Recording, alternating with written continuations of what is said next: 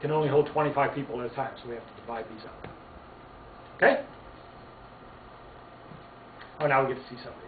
Going out on the boat, and we're using the digital cameras the way that the kids resized it to send by email, so forgive me that the pictures aren't clear, but I wanted to use student pictures.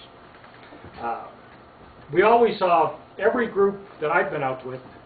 I usually go out there and I stay, so I don't see the Wednesday changeover.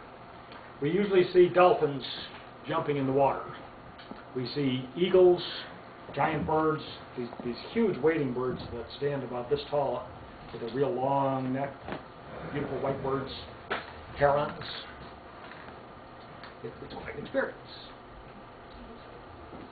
Getting off onto the island, here we're loading off the skiff and getting up to the point where that this is just a very low-lying area that will be completely covered with water at high tide. Okay? We'll have better pictures when I get to the... I just want to make sure, in case we don't have connectivity for some reason, we'll at least have a few pictures to go through. Just a marshy area, salt flat, Spartina, which is salt grass. Okay? One of our kids doing their work in the evening. So in the evening, it's a busy day. There's really not any time for play as such. But we're trying to suggest to them that learning can be fun. That learning is not all work. That putting together things that you did during the daytime, putting together your web pages, doing your HTML programming, seeing the results of your work is self-rewarding into itself.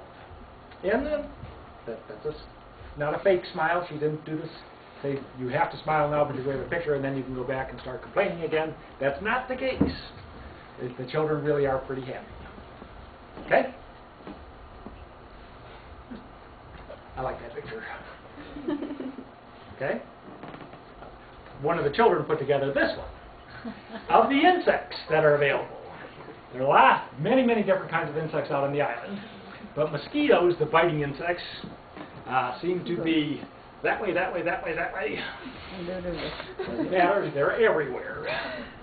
And we find plenty of them. Now we have mosquito repellent that works kind of. From time to time. Ticks too, the little biting insects that crawl up your leg. Forgive me if I'm saying insects, I've got a biologist in the group. Here's the spot where the sand has moved inland. This would have been inland a little bit, or this would have been in the coast. This would have been all grass around this tree, but now the shifting beaches, this time of this come in, covered up the trees, salt water killed the trees. It's still standing, and the water storms in like 2-3 years it'll be gone. Some other area will grow up, but in the meantime it may be growing down the line, and some trees are working their way in from the mainland. Okay? I have this information over there, if anybody wants it.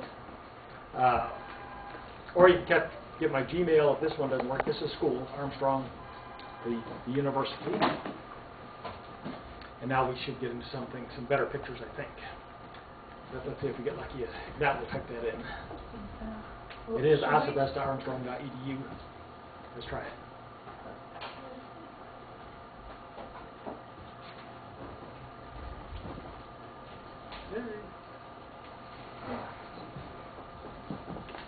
So when you go to ossabaw.armstrong.edu, this is your welcome page. From here, the weather station that we already went to, let's check our camera image and see if we're getting anything now.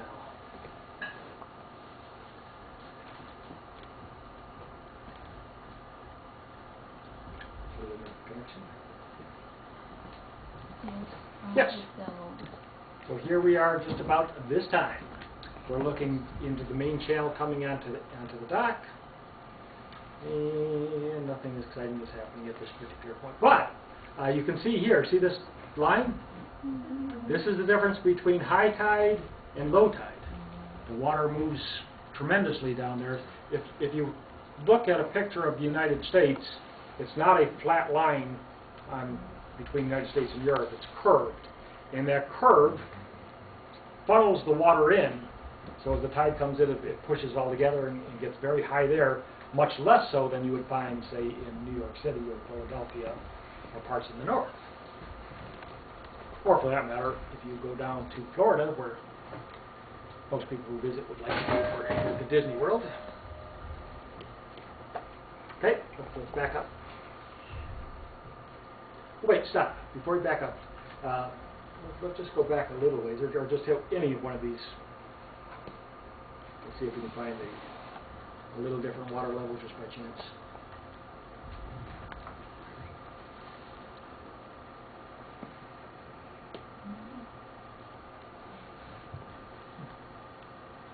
Maybe other. I never know if things are loading or not.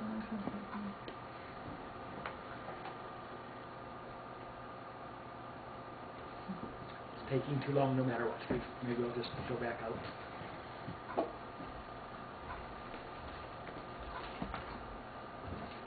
And go out again, if we can just get out of that. Or Back again? just go back to the slides or back to here again. I'm not even sure what that is. Let's click on it and find out. All right, just some of the data you can come across. The date, time, the temperature in degrees Celsius. Water temperature right now is around 14 or so. Conductivity, salinity, which should be related, the depth above the sensor, turbidity, dissolved oxygen, oxygen concentration. If you need to do any data collection for any particular science purposes, the data is there. Mm-hmm. They're fairly close. Should we close it? We can close, yes. Mm-hmm. And now we need to work our way up a little higher on this slide. Can we push up, probably over here somewhere. Oh, right.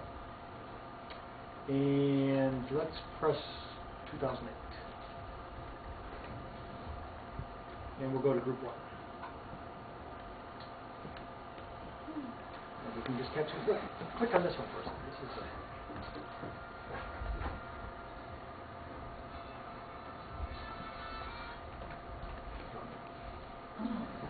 oops.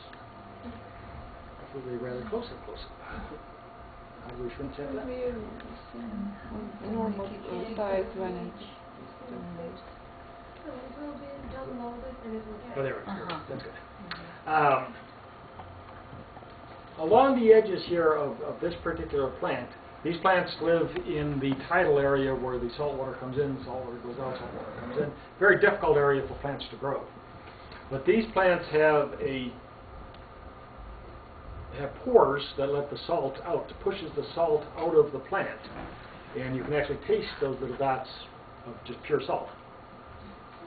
It is an adaptation, and we talk about, it's not just computer science, but as long as we're here, we are on a natural environment, so we get the opportunity to teach when we can teach. That's what teachers do. We can talk a little bit about ecology because we have it right in front of us, then we shall. All right, let's click out of there and get some more pictures. What looks like to be of interest?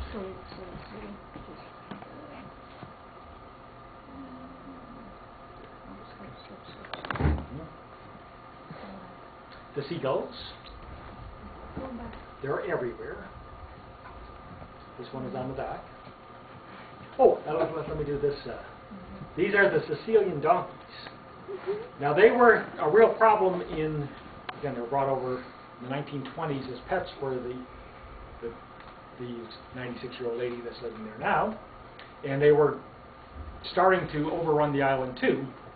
But instead of hunting them, they just neutered them so they would not have any more baby Sicilian donkeys. And those are the last 3 donkeys left. When they're gone, that will be it. The connection with Sicily is gone. Or 4. I'm sorry, I miscounted. And actually, I miscounted altogether. I think there's like 7 or 8 donkeys and 3 horses left. So that was a mistake on my part. But isn't the problem they are there? They are pets. They are pets, but they were starting to get to the point where they were crowding out native animals, the deer particularly. They ate so much.